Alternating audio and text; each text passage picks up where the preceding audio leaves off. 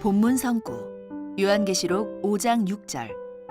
내가 또 보니 보좌와 내 생물과 장로들 사이에 어린 양이 섰는데 일찍 죽임을 당한 것 같더라. 7뿔과 7눈이 있으니 이 눈은 온 땅에 보내심을 입은 하나님의 7영이더라. 요한계시록 5장에 어린 양의 7뿔, 한기총 소속 교단 장로교의 교리, 성령으로 충만한 그리스도의 영원한 생명의 능력, 신천지 예수교 증거장막 성전의 교리, 7영과 7뿔은 예수님과 함께 일할 일꾼이다. 성도 여러분, 안녕하십니까? 신천지 예수교 강사 박형기입니다. 오늘은 요한계시록 5장 6절에 어린 양 예수님께 있는 7뿔을 주제로 말씀을 나누어 보도록 하겠습니다. 본문에는 어린 양이신 예수님께 7뿔과 7눈이 있다고 말씀하셨는데요. 한기총 소속 장로교단의 어느 목사님께서는 이 어린 양의 7뿔을 성령으로 충만한 그리스도의 영원한 생명의 능력이라고 해설하였습니다. 그 내용을 한번 보시겠습니다.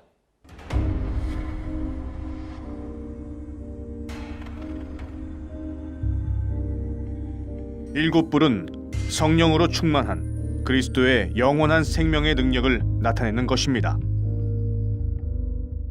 여러분, 잘 보셨나요? 성령으로 충만한 그리스도의 영원한 생명의 능력. 이게 도대체 무슨 말인가요? 저는 이 말 자체가 무슨 말인지 모르겠는데 여러분들은 이해가 되십니까? 한기총 장로교 소속 목사님께서 이렇게 해석하게 된 이유는 숫자 7을 완전한 수, 충만한 수로 뿔을 생명의 능력으로 생각하기 때문입니다. 만약에 숫자 7이 완전한 수, 충만한 수라면 성경에 나오는 7 귀신은 완전한 귀신이며 충만한 귀신인가요?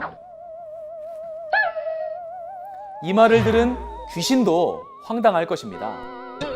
또 계시록 13장에는 7머리 10뿔 가진 짐승과 땅에서 올라오는 2뿔 가진 짐승이 나오는데 7뿔이 충만한 생명의 능력이라면 여기서 10뿔은 7뿔보다 많으니까 예수님보다 더 충만한 생명의 능력인가요? 그렇다면 2뿔은 많이 모자란 생명의 능력이라고 하실 겁니까? 이 주장대로 뿔이 생명의 능력이라면 뿔이 없는 우리 사람은 오래 살려면 뿔이 있어야 되나요? 이러면 오래 살까요? 잘 어울리나요? 아니, 대체 뿔과 생명이 무슨 관계가 있는 겁니까? 만약 한기총 소속 장로교단의 목사님들이 이 계시록 사건이 이루어진 현장에서 직접 그 실체를 봤다면 7뿔이 성령으로 충만한 생명의 능력이라는 이런 황당한 주장은 하지 못했을 것입니다. 왜 본 것도 없고 들은 것도 없으면서 마치 본 것처럼 거짓말하십니까? 이제 거짓말은 그만하시고 진리의 말씀으로 거듭나셨으면 좋겠습니다. 그러면 이제 성경이 말하는 뿔의 의미는 무엇이며 또 어린 양에게 7뿔이 있다는 것은 무엇을 뜻하는지 성경적으로 해석하는 세천지의 바른 증거를 알아보겠습니다. 뿔은 머리에 붙어 있는 것이기 때문에 뿔을 알기 위해서는 먼저 머리가 무엇을 뜻하는지부터 알아야 합니다. 이사야 9장 15절을 보니 머리는 곧 장로와 존귀한 자라고 하였습니다. 그리고 이사야 29장 10절을 본 바 머리를 선견자, 곧 목자라고 말씀하고 있습니다. 세상에서도 머리 숫자를 써서 무리의 지도자를 수장이라고 하는 것처럼 성경에서도 머리는 지도자 곧 목자를 뜻합니다. 이처럼 머리가 영적인 머리이니 뿔도 육적인 뿔이 아니라 영적인 뿔을 말한 것입니다. 뿔은 짐승의 머리에 붙어 무기와 같이 큰 힘이 됩니다. 그리고 뿔 없는 머리는 많지만 머리 없는 뿔은 없습니다. 이와 같이 영적인 뿔은 머리와 같은 목자에게 속하여 힘을 더해주고 권세를 얻는 권세자를 뜻하는 것입니다. 정리를 해보자면 일곱 눈은 본문 계시록 5장 6절에 본 바 하나님의 일곱 영을 의미하며 일곱 뿔은 일곱 권세자, 곧 일곱 사람을 뜻하는 것입니다. 결국 주 재림 때 하나님의 일곱 영이 일곱 육체와 하나 되어 일하는 것을 뜻하는 것입니다. 그리고 이 일곱 눈과 일곱 뿔이 어린 양에게 있다는 것은 그들이 예수님에게 속해 있다는 의미입니다. 그러면 왜 예수님께 일곱 뿔이 있게 됐는지 그 배경을 알아보겠습니다. 주재림 때에는 계시록 1장의 예언과 같이 주님의 길을 예비하는 일곱 별, 일곱 사자가 출현하게 됩니다. 이들은 주재림의 역사를 위해 예수님께 택함받은 자들입니다. 그리고 계시록 3장 1절에 본 바 예수님을 가리켜 하나님의 일곱 영과 일곱 별을 가진이라고 하였으니 하나님의 일곱 영이 이 일곱 사자와 함께 역사함을 알 수 있습니다. 그런데 그들이 하나님과의 언약을 어기게 되므로 예수님께서는 새 목자를 택하시어 배도한 일곱 사자에게 회개를 촉구하는 편지를 보내셨습니다. 그 내용 중 회개치 않으면 내 촛대를 그 자리에서 옮기리라 하셨는데 이는 일곱 사자와 함께 역사하는 하나님의 일곱 영을 거두시겠다는 말씀입니다. 이같이 경고했음에도 불구하고 일곱 사자가 회개하지 않자 예수님께서는 그들과 함께 했던 일곱 영을 거두게 되고 새로운 육체를 택하게 되니 그들이 본문의 일곱 뿔입니다. 이들은 배도한 일곱 사자를 심판하기 위해 새로 세운 일곱 명의 사명자입니다.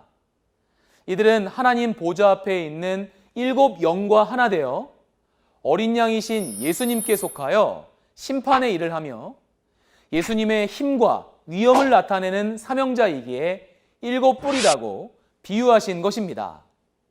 그런데 이 일곱 뿔을 성령으로 충만한 생명의 능력이라고 하는 한기총 소속 장로교 목사님의 주장은 성경과는 상관없이 자기 마음대로 갖다 붙인 엉터리 해석이요 사단의 거짓말입니다.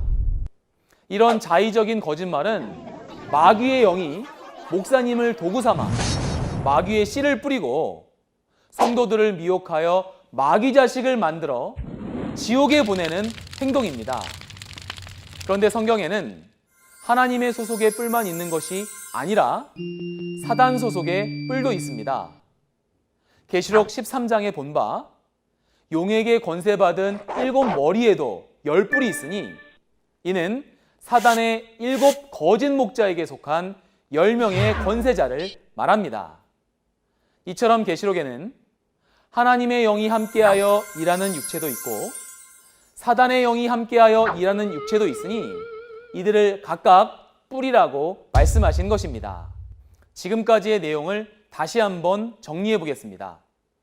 한기총 소속 장로교 목사님은 어린 양의 일곱 뿔을 일곱은 완전수로 뿔은 생명의 능력으로 해석하여 성령으로 충만한 그리스도의 영원한 생명의 능력이라고 주장하였습니다.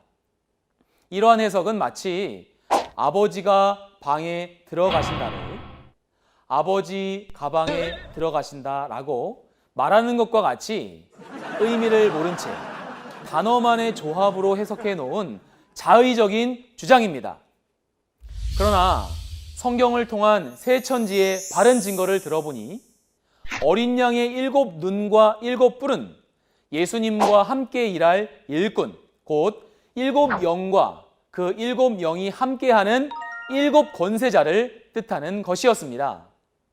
성도 여러분, 요한복음 14장 24절에 본 바 예수님이 진리를 말씀하시는 이유는 예수님 안에 하나님이 함께 하셨기 때문입니다. 그리고 하나님의 진리의 씨로 다시 나게 되면 참 하나님의 자녀, 곧 천국의 아들이 되어 천국에 가게 되는 것입니다. 반대로 요한복음 8장 44절에서 47절에 보니 마귀의 영이 들어쓰는 목자는 거짓말을 합니다. 이 거짓말은 자기 속에 마귀의 영이 그 입을 통해서 거짓말을 하게 하는 것이고, 그것은 마귀의 씨입니다. 이 마귀의 씨로 나게 되면 마귀의 자식이 되어 지옥으로 가게 되는 것입니다.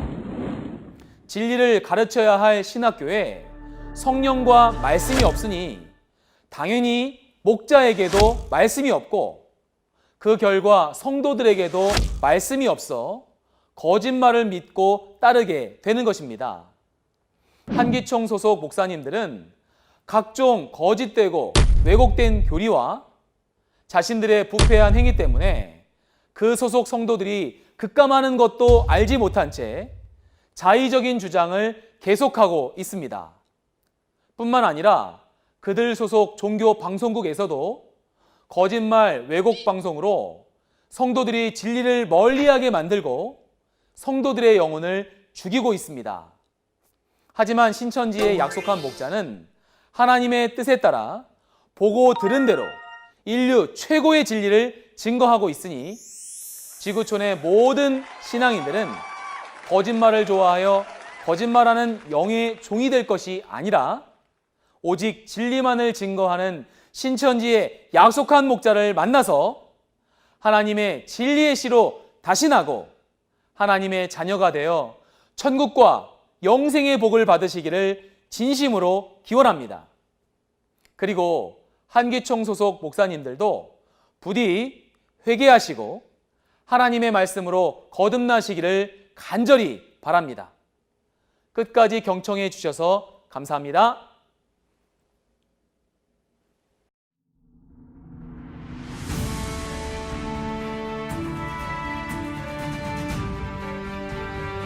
바른 증거를 한 것은 오직 성도들의 성경 지식과 올바른 신앙을 위한 것입니다. 주석 및 자의적 해설은 증거물이 없고 계시는 증거할 실상이 있습니다. 판단 기준은 성경 말씀에 입각해야 합니다.